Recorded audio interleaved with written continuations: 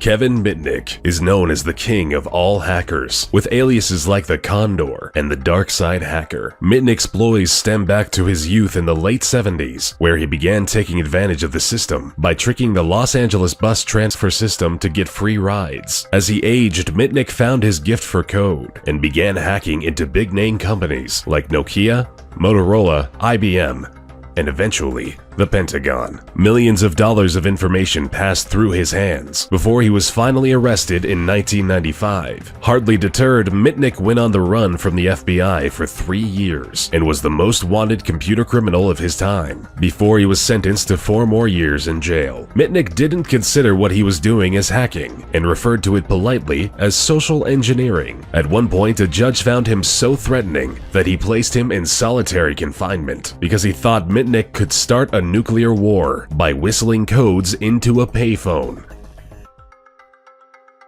The dangerous British hacking duo of Matthew Bevan and Richard Price took the world for a potentially deadly ride for several weeks in their youth back in 1994. They began by attacking the Pentagon's network for several weeks and progressed further by stealing battlefield simulations. If that wasn't enough, they started intercepting messages from US agents stationed in North Korea and accessed sensitive material from a Korean nuclear facility. This was all incredibly alarming to the US because at the time, Price and Bevan were using US systems to infiltrate information from Korean systems, which, simply put, nearly sparked an international incident.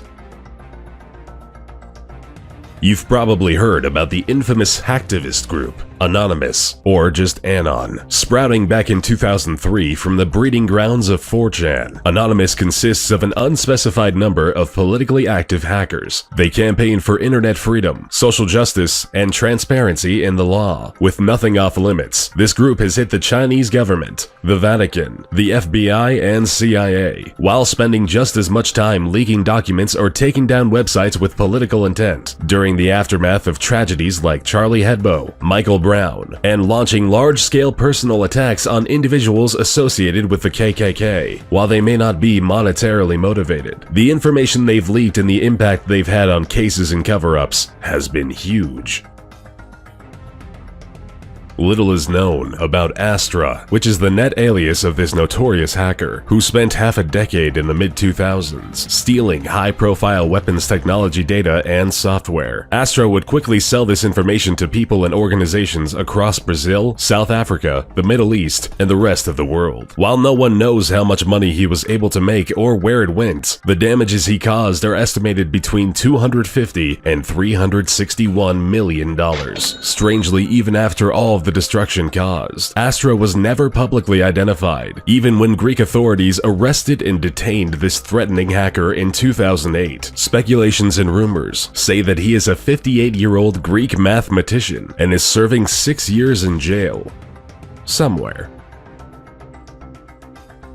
Gary McKinnon infiltrated over 97 US military and NASA servers in just a year during 2001. He deleted sensitive data, software, and files that cost the US government $700,000 in recovery charges due to the severity of the damage. Confident in his skills, McKinnon, who went by the alias Solo, taunted the military by posting, "Your security system is crap. I am Solo. I will continue to disrupt at the highest levels." Strangely enough, McKinnon wasn't in it for any kind of monetary gain, and it turns out he was just looking for files containing evidence of extraterrestrial life, which, according to McKinnon, he found.